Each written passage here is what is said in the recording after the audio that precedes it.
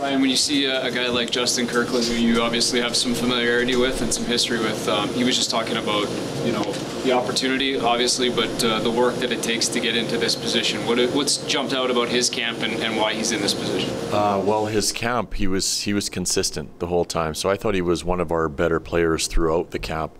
But what I do appreciate about him, he's 28 years old right now, and I feel like he's continued to get better every year. And that says a lot for a guy you get to that point and you're still willing to grind to try to get the opportunity to get back into the NHL. So I like the speed that he has. I like the size that he has, and it was important, unfortunately, with Kevin being out, that we were able to find a centerman that we felt could kind of fill that role right now. When you talk about, it says a lot about a player to continue that grind. Like what qualities do you see in him that have allowed him to kind of keep knocking on the door as long as he has? It's funny. In junior, he was one of those taller, skilled players that like to play a skilled, softer game. I could probably say that now. But I think when he went to, I believe it was Milwaukee, when I think Nashville drafted him, if I'm not mistaken, they flipped him to start him playing in the middle of the ice. And they really worked with him on being a harder guy to play against. And now when I watch him play, I see a different player than what we had in junior. So he's really, he's allowed himself to mature the right way, where he gets the role that he has to fill.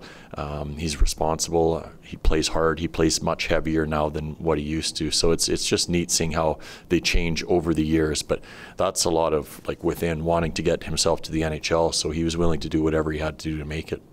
You mentioned yesterday Kevin Rooney's doing quite well. Yep. Going on IR doesn't necessarily change that. Is everything still fairly? He's still doing well. Yeah, he's still doing well. What do you? There's always a lot of excitement that surrounds the home opener, and then tomorrow the second part of it is obviously the Gaudreau moment of silence, and so there will be a lot of emotions of different sort. How do you kind of handle that as a group tomorrow night?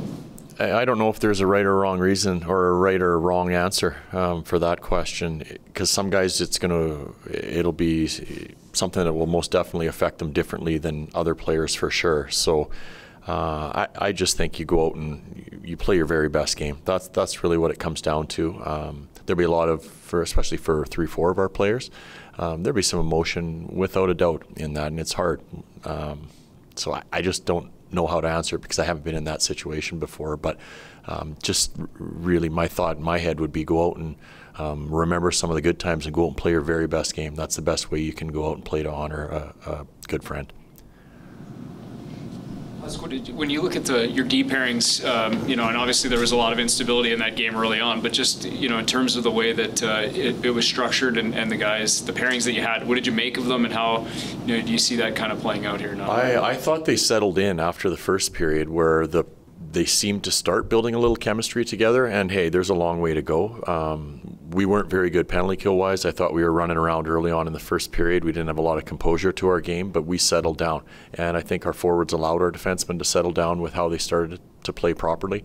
So it's still, we're trying to find what's going to work for our group of guys, and there's 8 guys that we know that can play, and that's a luxury that we do feel we have.